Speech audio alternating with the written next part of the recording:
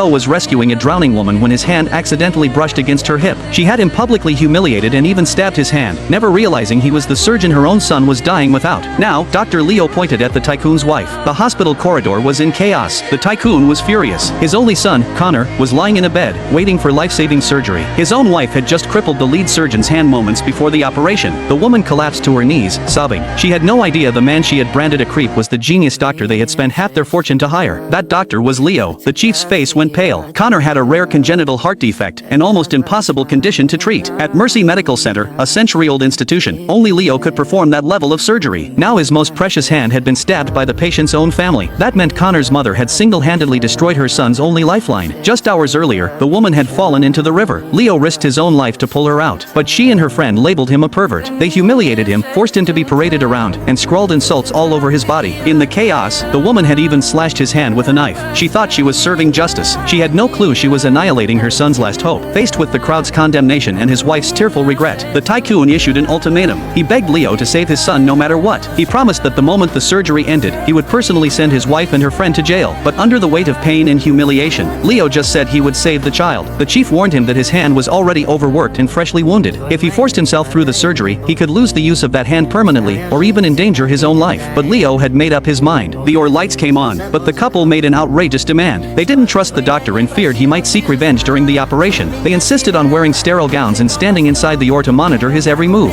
For the child's sake, the chief made an exception. The surgery began. Gloved and precise, Leo worked on the boy. But under the intense strain, his injured hand started shaking uncontrollably. Fresh blood quickly soaked through his surgical glove. He had to stop. Another surgeon stepped in to take over. In that split-second handoff, the monitor screamed. Blood backflow. Cardiac arrest. Everything went south fast. The same woman who had been terrified of retaliation just moments ago completely lost it. She charged forward and yelled at Leo to keep operating immediately. She even pulled out her phone and started recording. She shrieked that if anything happened to her son, she would expose them all for letting him die. The woman who had already ruined the surgeon's future was now using public opinion to force him to pull off an impossible miracle with a ruined hand. Gritting against the agony, Leo picked up the scalpel to save the boy. Outside the the woman was still raging. She threatened to burn the whole hospital down with her. The chief tried to mediate, but every word fell flat against such unreasonable family members. The boy's father promised that if the doctor could save his son, he would agree to any terms, but Leo's hand was already trembling beyond control. His colleagues knew there was no way he could last, yet the family kept pushing. The father even personally pulled sterile gloves onto Leo's hands. This was a rescue under coercion. A female colleague stood by, preparing for the worst. If Leo collapsed during the surgery, she would take over at once. The surgical lights blazed down. Minutes dragged like hours. Everyone held their breath. Finally, the surgery was a success. The moment they confirmed the patient's vitals were stable, Leo's frayed nerves snapped. He collapsed to the floor, every ounce of energy spent. Meanwhile, the boy's father, Mr. Hartford, was on the phone. He promised the chief he would make things right for Leo. He told his wife and her brother to turn themselves in. He knew his wife was always arrogant and reckless, but this time she had crossed every line. If he didn't rein her in, the whole family would drag him down with her. But the woman immediately played the family card. She sobbed about how she had stood by her husband through everything. She cried that their son couldn't grow up without a mother. Her brother chimed in, blaming it all on a moment of impulse. They were convinced that a doctor's compassion would save them. As long as they apologized sincerely, Leo would surely forgive. Mr. Hartford's resolve wavered. He laid down a final condition. If Leo nodded and forgave, the whole thing would be dropped. Inside the recovery room, Leo woke up. A colleague told him the knife hadn't cut any tendons, and he would heal quickly. But when he tried to lift a cup of water, his hand, the hand that had worked countless miracles, shook so badly he couldn't hold it. He tried to pick up a pen. Same result. He was finished. Just then, Mr. Hartford walked in with his whole family. They carried gifts and wore fake smiles. The wife brushed it off, calling it a misunderstanding. She said she had mistaken him for some kind of pervert. They pleaded for him to be the bigger person, arguing he hadn't really been seriously hurt. They acted as if destroying a top surgeon's career was a minor mix-up that could be casually erased. Leo watched their clumsy performance and listened to their insincere apologies. Slowly, he lifted his head. Mustering every ounce of strength, he said just one word. No.